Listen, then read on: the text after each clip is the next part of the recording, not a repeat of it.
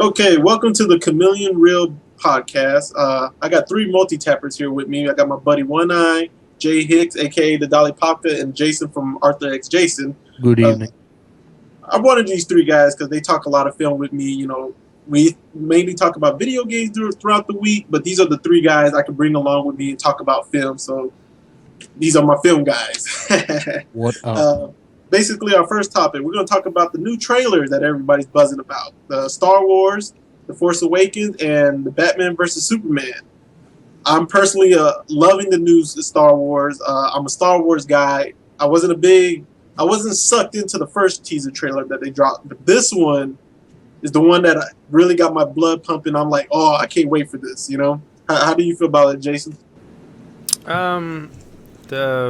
This whole idea of the new Star Wars has not intrigued me one bit. The trailers haven't really done much to sway me over to the side of getting pumped up. But that may be my own bias. I mean, I don't think the trailer was bad. I think it was a good trailer for what it was, and it let the fans see a little bit more and really tease them, where the other one was like a couple slight, things that were weird, out of place. But it's not sold me on this whole rebirth of the Star Wars universe, especially with the older characters. I don't see the point, and it's to me it's not something that interests me. Okay, well, see, I would agree because I thought the first trailer was fucking muff cabbage. Like, it didn't do anything for me. They were like, dude, new Star Wars trailer's out. And they're like, okay, I saw fucking FIFA and a cross lightsaber, and you're expecting me to get hyped? Like, what the fuck was that? They're like, well, there was a black stormtrooper. And I was like, cool. Like, legit. I mean, is that noteworthy that there's like an African American character in a movie? Is that worth getting hyped about? Because I mean, that's like whatever to me, and like just it looked so dumb. But this trailer is actually like a fucking trailer. It's like it's great. There's like dialogue and scenery and action and more soccer ball droid, which is important to me. It's not a fucking Star Wars 7 trailer without some fucking FIFA in it. So. I was legit surprised, and then like using Han Solo and Chewie at the end. Yeah, that's icing on the cake. Yeah. The point I'm trying to make is that should have been trailer number one. Most definitely. That's my opinion on the whole subject, because trailer number 1 for fucking Star Wars 6 is a joke, joke. I do have one question about it. Do you guys think, was that Mark Hamill talking at the beginning, or it was? Okay, I looked into it. It sounded like him. Okay, yeah, that was actually recorded for the trailer. Like, I found that out because he was doing his rounds on the conventions, whatever, and they asked him about it. And he said, yeah, they recorded that specifically. It's like I think they said it's like a mix of him like re-recording that and like from the Return of the Jedi, where he's like telling Leia, my father had it, have it, whatever. So, but yeah, it's so you definitely they suck in the old fans, the original fans from episodes 4, 5, and 6. They get them because they show a glimpse of Darth Vader. You got Luke talking. They show Chewbacca. They show R2-D2. They show Han Solo. So I thought the Darth Vader skull was a little weird too, thinking about it. Because I was. Especially in the movie when they take it off and it's a helmet. Like, it's not just me, right? Like, that really looked like it was part of a skull, yeah?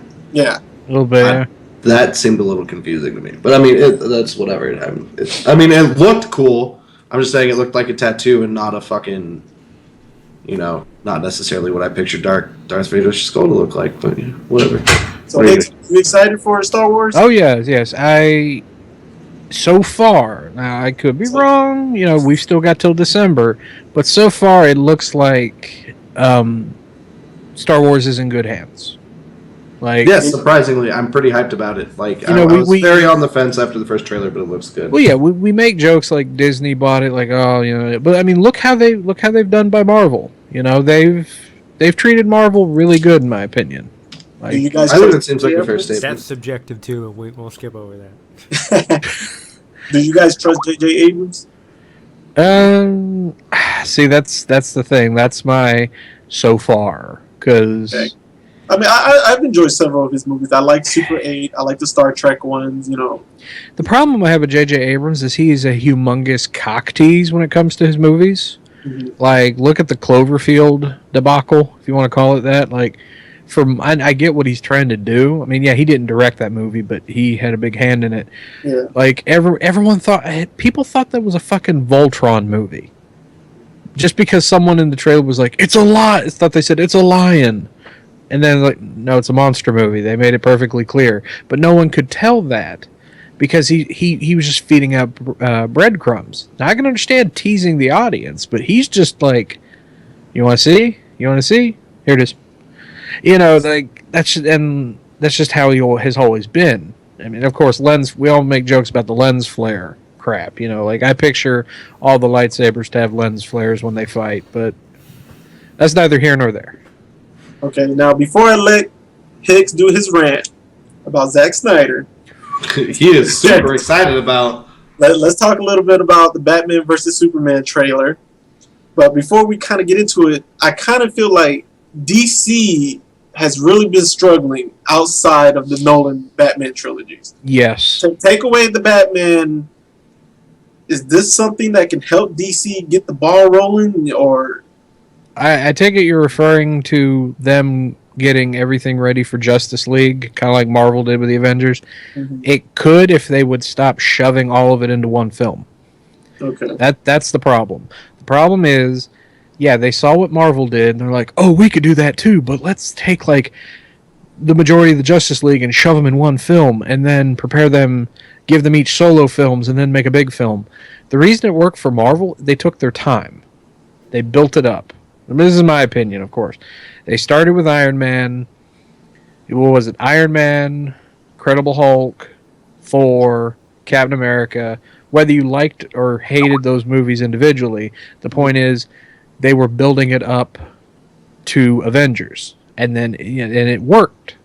And then, they separated for Phase 2, and now they're back for Avengers Age of Ultron. And it seems to work for them. But I don't see shoving Batman, Superman, Wonder Woman, Aquaman, and I believe Cyborg is in this upcoming movie too. And there's even rumors. I mean, this is speculation, but I think even Robin, some form of Robin, is in this movie too. That's kind of bullshit, though. Marvel stuff's cameos all over the place and has other heroes as characters and shit. I mean, admittingly, you could make the argument that they're trying to do too much with this film, and I have my own qualms with why I think this film is going to end up being a steaming pile. But if your argument is that they have too many characters, I don't necessarily think that's fair. No, I'm saying like too many in one film. Like, they're not spreading it apart. Like, I know that you find little references to each Marvel movie in other movies or even TV shows, like with Agents of S.H.I.E.L.D. or even Daredevil. But it just seems like they're getting too excited about it, and they're just, like, trying to catch up to Marvel too fast, when I feel they can just take their time. I would rather them take their time and make a quality film than rush it and it just goes to shit and nobody likes it. Now, go ahead. Well, it's fine. Okay. I was gonna say, now before you guys get into a Ben Affleck or Zack Snyder rant, how did you guys feel about the trailer itself? It wasn't bad. I thought Ben Affleck looked the best as Batman when he wasn't in the fucking Batsuit. When they had like when they had the one shot of him like staring at some screens, I was like, that kind of looks like Batman. But when they put him in the fucking suit and he looks like a fucking gorilla, like walking around like this, like he's got no fucking neck, I think he looks hilarious in that fucking Batman suit. I think it's terrible. Bring me back some fucking nipples. That's what I want in my Batsuit. But like, you want the Clooney suit? Yeah, the Clooney suit, baby. But no, like trailer was filmed fine. I don't understand the digitized Batman voice, and I'm sure that has something to do with the movie. And I don't know if they're trying to use that as like a hook or a bait, but it was just kind of weird and off-putting for me. Do you think they were trying to stay close to the Nolan and Bale voice with that, or do you think they were just like is popping? I think it's funny that they decided to go with distorted voice again, and like I said, maybe contextually it makes more sense in the movie, and it's not like that all the time. Who fucking knows? But, once again, and I'm not saying those are the best Batman movies, because, oh my god, they are fucking not. But give me a Batman that just talks like a dude. I'm pretty cool with that. Just like Bat Bro. You know, like I can live with that. I don't need fucking I'm in the darkness. You can't find me. I'm Batman. Like I don't need that shit. He wants Like, Adam West back. That's what it is. I would fucking high five every member of Hollywood if they did a fucking Adam West Batman film. Bring me back Bat Shark Repellent. That's the shit I'm talking about. Like, Jason, how did you feel about the trailer? As in, like, Are how you it was sold done? Are you sold on it? Is it something you No, want? no. I don't believe in anything that DC is doing. Okay. And I will say at this point, I don't think it's their fault. Okay, I think if there's one thing that superhero movies have taught us over the years, and I think that's one of the big differences between Marvel and DC, and that's a whole nother subject, but the Marvel characters that have done well in the films were the ones that were fairly grounded in reality. And when I say that, meaning like the X-Men, okay? Like Rogue, right? She wasn't super strong, but they made her where she still absorbed power, right? So she wasn't like a huge threat to everyone, right? Beasts, Cyclops, all of them. None of them were like, they had powers, but they weren't like over the top. One of the reasons I think Thor has never really caught on quite as much as the rest of the series, and I know it has its popularity as well, is because he's like a god. He's like Superman. And what do you do with a character that's almost invincible? How does that roll? It becomes a weird situation when you put Thor next to Iron Man, because Iron Man is a man, clearly with some technology, and Thor is a god. You can't compare those two. In your mind, it doesn't work. And I think the problem with DC over Marvel is a lot of their characters, other than Batman, are gods. Superman is supposed to be in-fucking-destructible. In reality, a fight between Superman and Batman cannot exist. It's not possible. The man is just too strong. It's like saying that, like, the strongest, most intelligent person on Earth could hurt God. That's not possible. It doesn't matter. It's not feasible. There's no way it could happen. So, and then, like, they have a lot of characters like that. Wonder Woman, who is supposed to be like a god. You know, I mean, all these fucking characters in DC are all... they're more laid into the mythology of the old, where they are almost like gods, whereas Marvel's a little bit different. So I think it's always been hard for them, and I think the only way that DC's ever succeeded in movies is when, like he was just talking about Adam West, when they do their characters in clearly a fun, non-serious world. Like the Adam West Batmans, you can say knock him, whatever he is, but it worked because it was fun. It wasn't supposed to be super serious. The Superman movies with Christopher Reeves were great because they were like old comic books. They weren't trying to be super serious. They never pushed the limits of what he could or couldn't do, or the fact that he was just that crazy. It was just, you sat down for an hour and a half to have fun. You weren't going to go into the depths of humanity with Christopher Reeves. It wasn't going to happen. And I think Batman is the only character you can do it with because he is just a man. It's kind of like his story, too. Exactly. Yeah. So I think I just don't think DC's ever going to be able to do it right. And to be honest, I've watched all the Superman movies that have come out, both the ones back in the day with the black and white ones, all the way up to the new ones. And none of them are memorable to me with the exception of Christopher Reeves, because I think he plays it honest. And as much as like they looked good, like Superman Returns and also the Man of Steel one, they just don't sell me on it, because you can't tell me there's a fucking drama when the guy is almost impervious to all things and he just can kick your fucking ass. What is Lex Luthor gonna do? He's a man. He's like an ant. It's like me being terrified of an ant in my front yard because I can't mow the grass. It's stupid. It's funny. Are you familiar with the comedian Pete Holmes?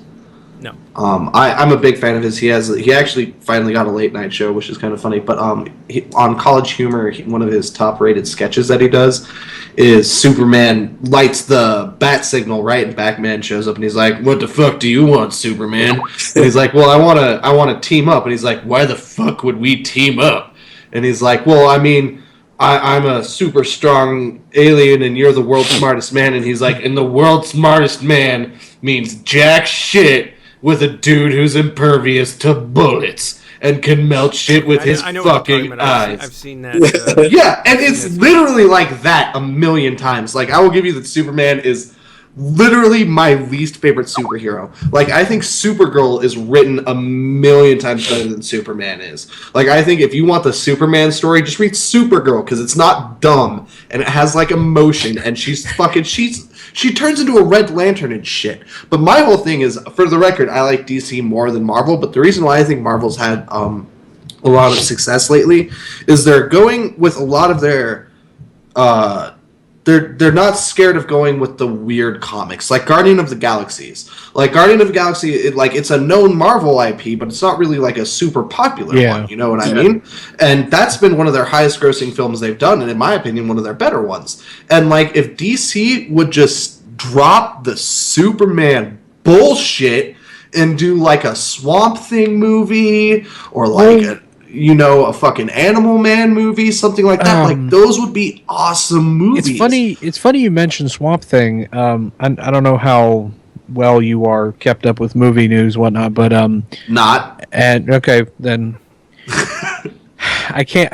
I'm gonna butcher his name, I know, but Guillermo del Toro. Thank you, Guillermo del Toro. I watched The Book of Life like 50 times this week. Sorry, he's been trying to get a Justice League Dark movie off the ground. I love Justice League Dark.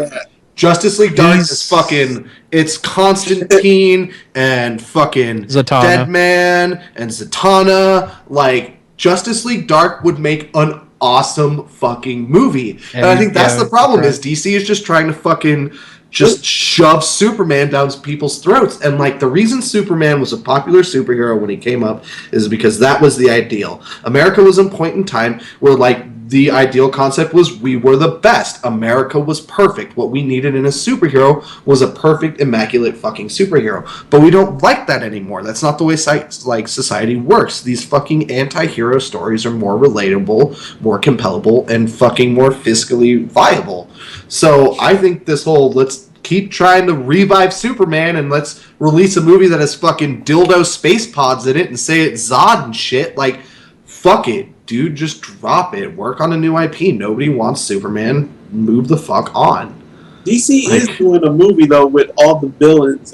It's going to have, like... Suicide Squad. Suicide Squad, yeah. I am actually excited about seeing that. Suicide Squad is good. It was one of my ex's favorite comics. The loose moral of the Suicide Squad, or the loose stories, it's like villains and people like that who've been captured, and so they like work for the government with fucking like bomb collars on their necks. So that's why it's the Suicide Squad. Is if they ever fucking try to bail or not do what they're told, then they fucking it's suicide. So that's like the whole concept of the Suicide Squad. So that's awesome. Like, Suicide Squad, that's a cool IP. Let's make a Suicide Squad movie. I'm not going to touch Jared Leto as the Joker.